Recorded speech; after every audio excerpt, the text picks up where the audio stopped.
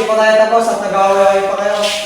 Eh paano naman kasi hindi sumusunod si Maya, siya na lang palagi yung nasusunod. Excuse me, ako na nagtatry mag-organize kasi walang kumikilos. Pwede bang magpahinga muna tayong lahat? Oo nga, matutok ko lang, nag-out na.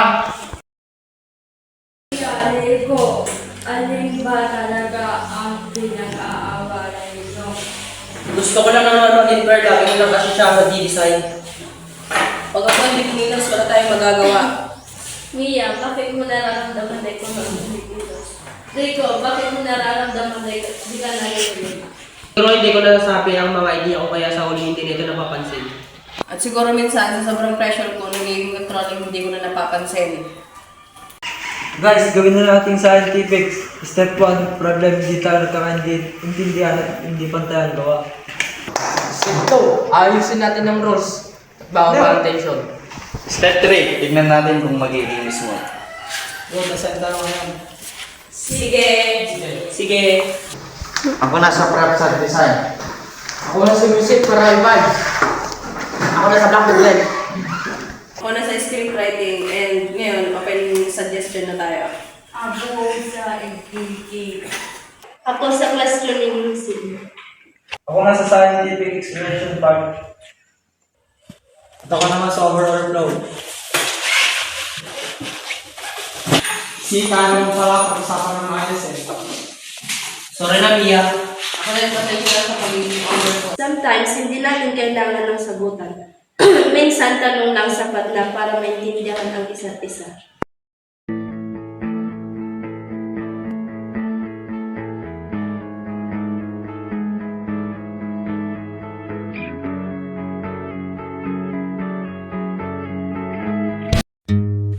Sa mundo ngayon, mabilis ang oras. Pero hindi rin sabihin na mabilis mawala ang respeto. Sa pagkakalo, Sa pagsusulit ay mas nalilinaw. sa pagtatanong, may mas maunawaan. Sa pagsusulit.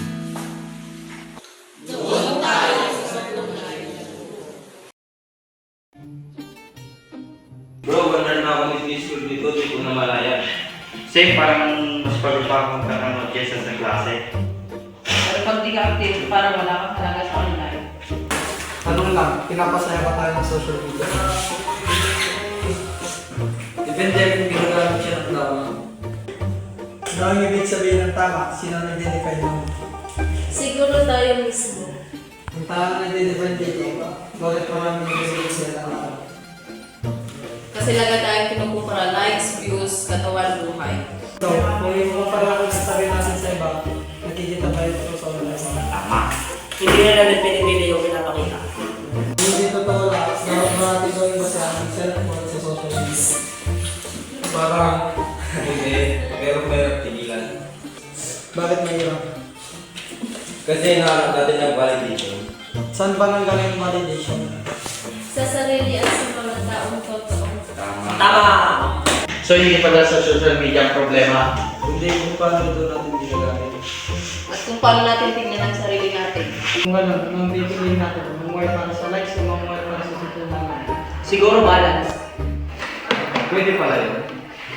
Social media is a tool, pero tayo pa rin ang may control. At sa pagtatanong, mas naunawahan natin ang katotohanan.